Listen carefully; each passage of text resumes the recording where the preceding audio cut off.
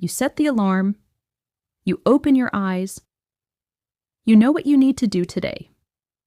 And you don't do it. You check your phone. You make another cup of coffee. You clean something that doesn't need cleaning. And at the end of the day, you feel terrible. You feel guilty. You say to yourself, "What is wrong with me?" if you have ever felt this way, this episode is for you. By the end of this conversation, I will teach you a rule. A very simple rule. It takes only 2 minutes, and it can change your entire life. But first, Sam has a confession. Yeah, I do. And honestly, I'm a little embarrassed to talk about it. Take your time. Okay, 3 weeks ago, I had a job interview. If you don't know, an interview is a meeting with a company. They ask you questions to see if you are the right person for the job. This interview was very important. It was a huge opportunity. The kind of chance you only get once or twice in your life. How much time did you have to prepare? 2 weeks, 14 full days, And did you prepare? not a single minute. What did you do instead? This is where it gets embarrassing. The night before my interview, I spent 3 hours organizing my books by color. By color? Red books on the left, blue books in the middle, green on the right, yellow on the top shelf. 3 hours of my life, Ellen. 3 hours making my bookshelf look like a rainbow. And every time my phone buzzed, I picked it up. I checked Instagram. I checked my messages. I checked the weather 5 times in 1 hour. The weather doesn't change that fast. No, it doesn't. And you know what the worst part is?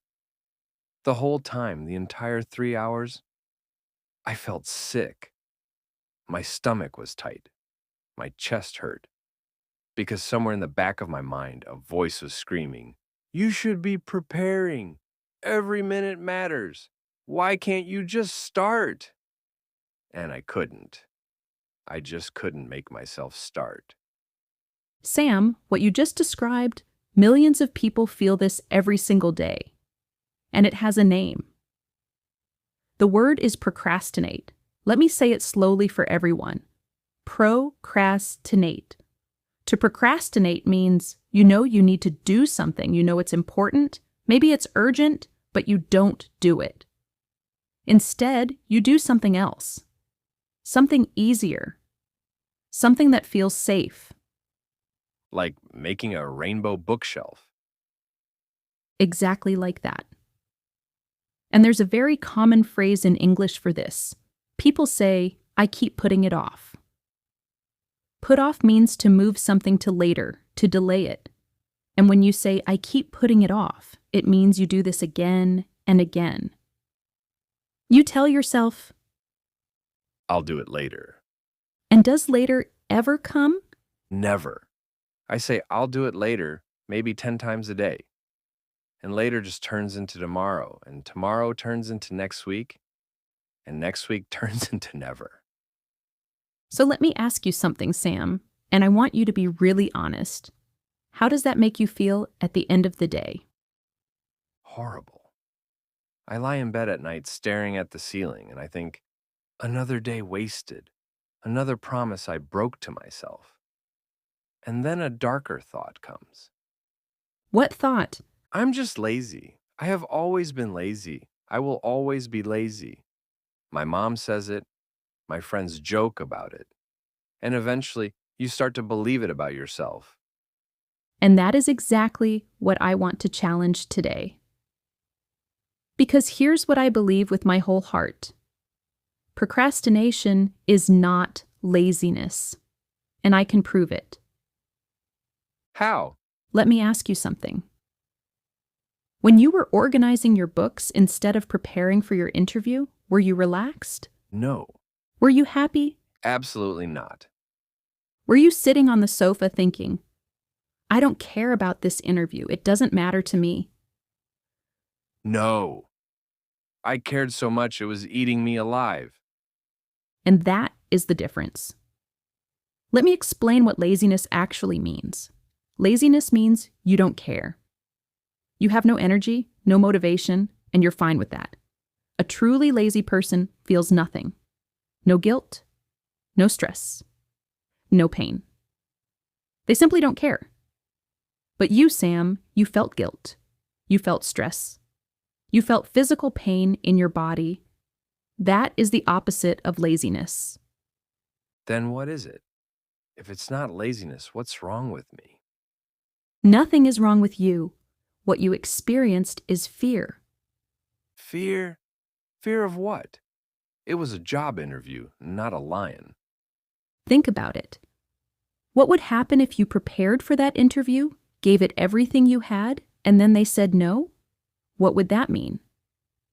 It would mean I wasn't good enough. Exactly. And that is what your brain was really afraid of, not the interview itself. The possibility of failure. The possibility of someone looking at your best effort and saying, it's not enough. So your brain made a clever decision. It said, if we don't try, we can't fail. Let's do something safe instead. Let's organize books. So I wasn't avoiding the work. No, you were avoiding the feeling. And there's a word for this in English. The word is avoidance. Avoid ants. Avoidance means running away, not with your legs, but with your mind. Your brain sees something painful, something scary, and it says, no. Let's go somewhere safe instead. That's exactly what it feels like. Like my brain grabs the steering wheel and drives me in the opposite direction. And I'm just sitting there, watching, thinking, where are we going? This isn't where I need to be. That's a beautiful way to describe it. And it leads me to something I need to tell you. Something important. Okay, Sometimes, Sam, I look at other people, my colleagues, people at coffee shops with their laptops, and they just do things. They sit down, they focus, they work. And I used to think they had something I didn't. Some kind of superpower. Some extra discipline that I was born without. I think that every day. I watch my coworker finish tasks in an hour that take me a week. And I think, his brain must be wired differently. We'll come back to that because it's not true. But first, I want to stay with what you said earlier. You said something that really struck me. What did I say? You said, "What's wrong with me?" And I've heard you say something even stronger in private. You once told me, I know what you're going to say. "Tell me." I said, I think I'm broken. Yes, you said that. And I want to respond to that right now because I think a lot of people listening feel the same way. Sam, you are not broken. Your brain is not broken. Your brain is doing exactly what it was designed to do. It is trying to protect you. Protect means to keep you safe, to keep you away from danger. Your brain sees fear, emotional pain, the risk of failure, and it says, "This is dangerous. Let me take you somewhere safe." That is not a mistake. It is a natural reaction to keep you safe. So my brain is actually trying to help me? Yes. In its own clumsy, frustrating way, yes. But here's where I have to be honest with you. Protection is good.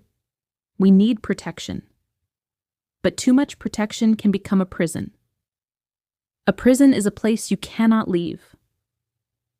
And when your brain protects you from every difficult thing, every scary task, every uncomfortable conversation, you stop moving forward. You stay in one place. You stay in what we call your comfort zone. Your comfort zone is the space where everything feels easy, familiar, safe. No risk, no fear. But also no growth, no progress, no change. And that's the trap. The thing that keeps you safe is the same thing that keeps you stuck. Safe and stuck. That's my life in 2 words. It doesn't have to be. And by the way, if you are still listening right now, I want you to know something. You already understand more about your own brain than most people ever will. Most people just say, "I'm lazy," and stop thinking. They never ask why. They never look underneath. But you're here, you're listening, you're going deeper. And that takes real courage. Okay, so we know the problem. We know it's not laziness, it's fear. We know our brain is trying to protect us. But Ellen, knowing why I procrastinate doesn't stop me from doing it. I need something practical. I need a tool. You're right. And I'm going to give you one, but first I want you to understand the science behind what's happening, because once you see it, you can't unsee it. Inside your brain, there's a chemical called dopamine. Sam, you've heard of this? The happiness chemical, right? Close. Dopamine is the chemical of pleasure and reward. When something feels good, that's dopamine. And here's the critical thing. Your brain wants dopamine constantly. And it wants it now, not tomorrow, not next week, right now this second. Like a child in a candy store. Exactly like that. And this desire has a name in English. We call it instant gratification. Instant means immediately, right now. Gratification means pleasure, satisfaction. So instant gratification means wanting to feel good right now, without waiting. When your phone buzzes and you see a new message, that's a small hit of dopamine. When you scroll Instagram and see a funny video, another small hit. When you check the weather for the 5th time, tiny hit. Easy. Fast. No effort required. And preparing for a job interview gives you zero dopamine in the moment. Exactly. Preparing is hard. It's uncomfortable. It's scary. And the reward, the dopamine, doesn't come now. It comes days later, weeks later, when you get the job. When someone says, "Great work." Your brain looks at these two options, easy dopamine now or hard work, with maybe dopamine later, and it chooses now. Every single time, unless you teach it something different. And that's where the 2-minute rule comes in? Almost. One more thing first. I want you to feel the real weight of this. Okay. Research shows that 88% of people procrastinate at least 1 hour every day. That's almost 9 out of 10 humans on this planet. Now, 1 hour per day doesn't sound catastrophic, does it? Not really. 1 hour is nothing. Let's follow the math. 1 hour per day times 365 days in a year. That's 365 hours. Divide that by 24 hours in a day, and you get more than 15 full days. Every single year, the average person loses 15 complete days to procrastination. Not sleeping, not resting, not spending time with people they love, just avoiding, just scrolling, just organizing books by color. 15 days a year, so in 10 years? 150 days. Almost 5 months of your life, gone. And you can never get them back. But Sam, the lost time isn't even the worst part. What's worse than losing 5 months of your life? The feeling, going to bed every night with that voice in your head saying, "I didn't do the thing, again, I promised myself, again. What is wrong with me?" That feeling, that nightly ritual of self-hatred, that is the real cost of procrastination. Not the hours, the relationship with yourself. You just described my last 10 years. And that's why I want you to write something down. Everyone listening, if you can, pause this and grab a pen. Here's the sentence. It's not about time management, it's about emotion management. The problem was never your calendar. It was never your schedule or your to-do list. The problem is the fear, the overwhelm, the avoidance. When you learn to manage the emotion, the behavior changes on its own. It's not about time management. It's about emotion management. I've never thought about it that way. I've spent years buying planners and downloading productivity apps and setting alarms, and none of it worked because I was solving the wrong problem. You were treating the symptom, not the cause. Like taking medicine for a cough when the real problem is in your lungs. So, what about those productive people? The ones who seem to just get things done without any struggle? You said it's not willpower.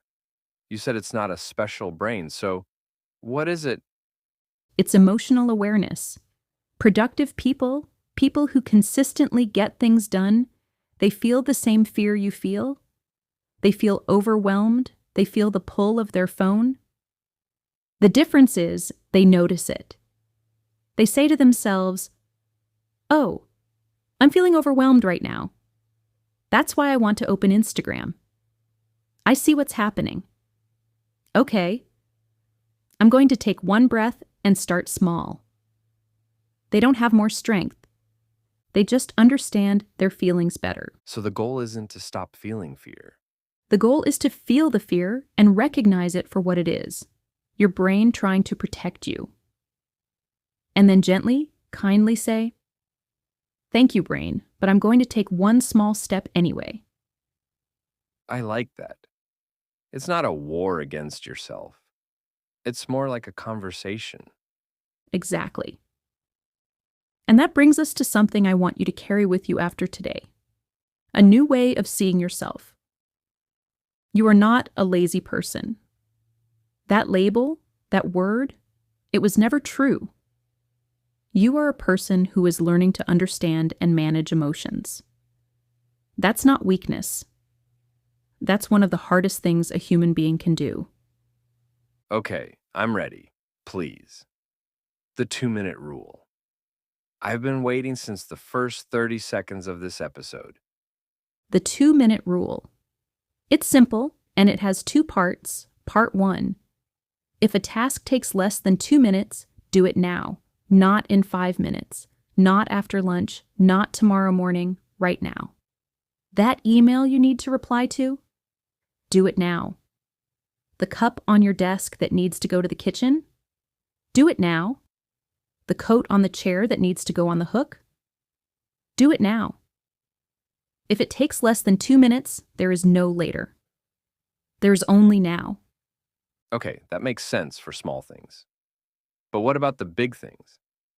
What about preparing for an interview or writing a report or studying for an exam? Those take hours, not minutes. And that's part 2, and this is the part that changes everything.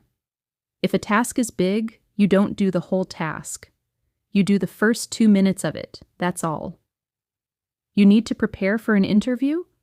Don't think about the entire preparation. Just open your notebook and write down one possible question they might ask you. Just one. You need to write an essay? Don't think about 1,000 words. Just open the document and write the title. You need to exercise? Don't think about an hour at the gym. Just put on your shoes. That's it. Shoes on. 2 minutes. But what if I actually stop after 2 minutes? What if I put on my shoes and then sit back down on the sofa? Then you put on your shoes. And that's more than you did yesterday. That's more than 0. And 0 is where procrastination lives. But here's what the research consistently shows. Most people don't stop, because starting is the hardest part. All that fear, all that avoidance, all that resistance, it's biggest before you begin. Once you actually open the notebook, once you write that first question, something shifts in your brain. Your fear becomes smaller. You start to feel good. This happy feeling does not come from your phone or Instagram. It comes from the work itself. When you finish a small task, your brain feels a natural reward. And you think, this isn't as bad as I imagined. Maybe I'll do a little more. And a little more becomes a lot more. 2 minutes becomes 10. 10 becomes 30. And suddenly the thing that felt like a mountain is behind you. So the 2-minute rule isn't really about finishing something in 2 minutes? No. It's about tricking your brain past the wall of avoidance. It's about saying to your brain, relax, it's not a mountain. It's just 2 minutes. You can handle 2 minutes. And your brain believes it, because 2 minutes is small. 2 minutes is safe. And once you're past that wall, once you've started, the momentum carries you. I want to try this today, right now. The moment this episode ends. Not the moment this episode ends. Within 60 seconds of this episode ending. Because you know what the most dangerous word is for someone who procrastinates? Later. And what do we do instead? Now. Now. Before we finish, I want to speak directly to the person listening. Maybe you're on the bus right now. Maybe you're lying in bed. Maybe you're sitting at your desk and you pressed play on this podcast instead of doing the thing you actually need to do. And that's okay, because today you learned something that most people never learn. You learned that what you feel has a name: procrastination. You learned that it's not laziness, it's avoidance driven by fear. You learned that your brain isn't broken, it's trying to protect you. But that protection can become a prison if you let it. And you learned a way out. The 2-minute rule. Start small, start now. You now have a name for what you feel. That's the first step. And most people never take it. But you did. I did. You're not lazy, you're learning. And learning is the bravest thing a person can do. We'll see you in the next episode. Subscribe and hit the bell so you never miss a story, because the right episode at the right moment can change more than just your English.